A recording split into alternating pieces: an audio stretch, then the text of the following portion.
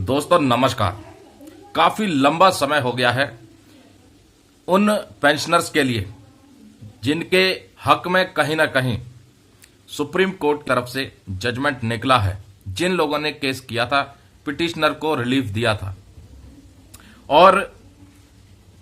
ये मुद्दा अब काफी तूल पकड़ता जा रहा है, जिसके ऊपर एक महत्वपूर्ण चिट्ठी निकाली गई है। ये चिट्ठी निकाली है Indian railways technical supervisors association की तरफ से, और इसमें कई बड़े बड़े पहलुओं को चर्चा में शामिल किया है और उसमें लिखा है।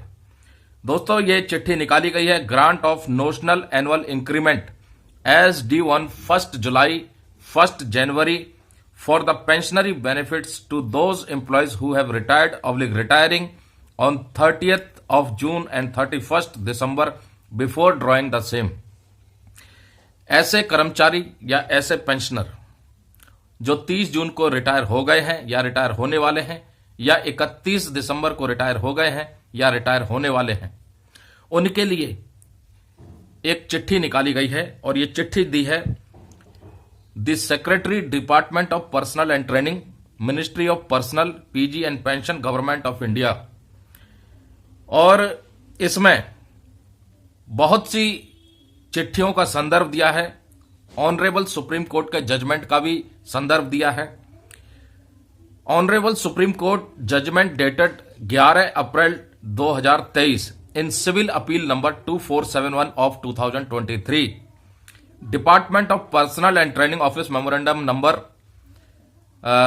डेटेड है 24 जून 2021, रेलवे बोर्ड का ऑफिस मेमोरेंडम डेटेड 21 अप्रैल 2023, रेलवे बोर्ड लेटर नंबर है 20 जून 2023। और इस चिट्ठी में सुप्रीम कोर्ट के द्वारा जो मुख्य चीजों को लिया गया है संज्ञान में, और उसके बाद ये जजमेंट निकाला है, उन सभी मुद्दों के बारे में भी जिक्र किया है।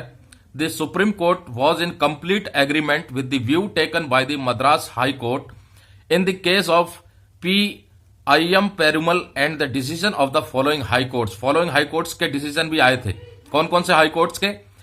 The Delhi high court in the case of Gopal Singh versus union of India and others, the Allahabad high court in the case of Nand Vijay Singh and others versus union of India and others, the Madhya Pradesh high court in the case of Yogendra Singh Bhadauria and others versus state of Madhya Pradesh, the Orissa high court in the case of AFR Arun Kumar Biswal versus state of Orissa and ANR लिखा हुआ है। Writ petition number है इनका, जो decide हुआ था 30 जुलाई 2021 को। और Gujarat high court in the case of state of Gujarat versus तखत सिंह उदय सिंह सोंगारा। और इसके बाद जो महत्वपूर्ण बातें कही गई हैं, पॉइंट नंबर 6 के, उनके लेटर के पॉइंट नंबर 6 में लिखा है, it is clear that the honourable supreme court is in the complete agreement which has rightly directed to grant one annual increment to the original writ petitioners earned on the last day of their service for rendering their services preceding 1 year from the date of retirement with good behavior and efficiently. All the intervention applications in the same issue have been allowed by the Honorable Supreme Court, and all the interveners are entitled to get the same relief. The judgments of various high courts and Supreme Court as cited above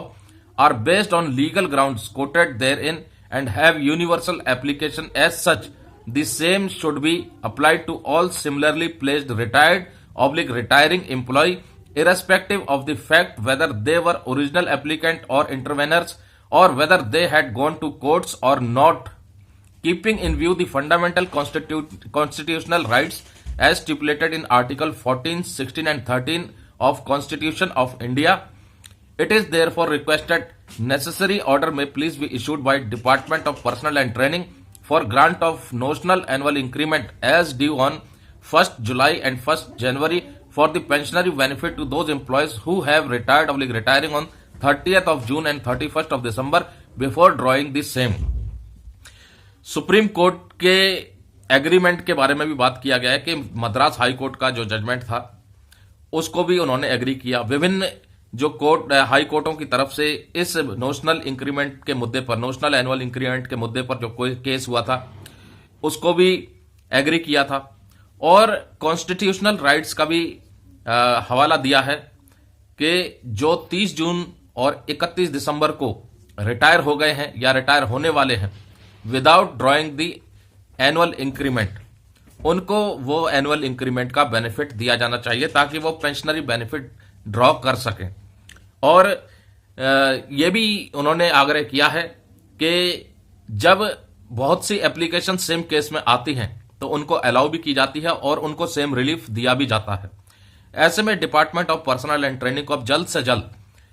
granting of 1 notional annual increment के ऊपर निर्देश जारी करने चाहिए तमाम उन pensioners के लिए और उन कर्मचारियों के लिए जो 30 जून और 31 दिसंबर को without drawing notional annual increment के रिटायर होने वाले हैं या रिटायर हो जाएंगे।